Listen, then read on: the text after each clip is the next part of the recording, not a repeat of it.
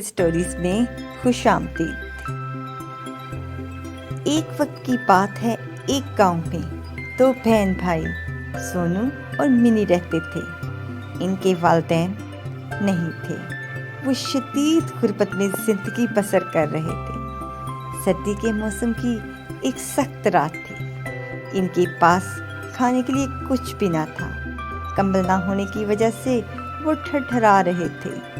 Mini ने अपने भाई से वादा किया कि वो काम करेगी और थोड़े पैसे जमा करके खाने के साथ एक कंबल खरीदेगी। सुबह होते ही वो अपने गांव की एक मालदार औरत के यहाँ काम करने चली गई, लेकिन मालकिन ने उसे बहुत सख्त रवैये से छिड़का और पैसे देने से इनकार कर दिया। शिकस्ता दिल मिनी वापस लौट रही थी कि रास्ते में इसे एक बूढ़ी औरत मिली जो भूख से निढाल थी। मिनी ने अपने खाने में से कुछ रोटी इसे दे दी। बूढ़ी औरत ने खुश होकर मिनी को एक जादुई कंबल दिया और कहा, ये कंबल तुम्हारी हर ख्वाहिश पूरी करेगा। बस इसे दिल से पकड़कर जो मांगोगे वो मिल जाएगा।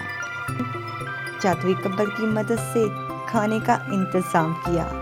फिर इन दोनों ने एक अच्छा घर मांगा और देखते देखते इनकी झोपड़ी एक खूबसूरत मकान में बदल गई। इनके पड़ोसियों ने जब ये सब देखा तो कंबल के बारे में जान गए। कुछ लालची लोग इसे चुराने की कोशिश करने लगे। एक दिन मिनी और सोनू ने कंबल से अपने वालिदैन की वापसी की ख्वाहिश की।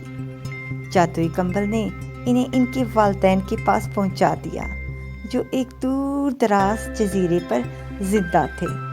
आखिर में मिनी और सोनू ने कंबल का शुक्रिया अदा किया और अहद किया कि वो हमेशा सखावत और मोहब्बत से रहेंगे। ये कहानी हमें सिखाती है कि सखावत और मोहब्बत नेकी का सिला हमेशा अच्छा होता है और लालच का अंजाम हमेशा नाकाम।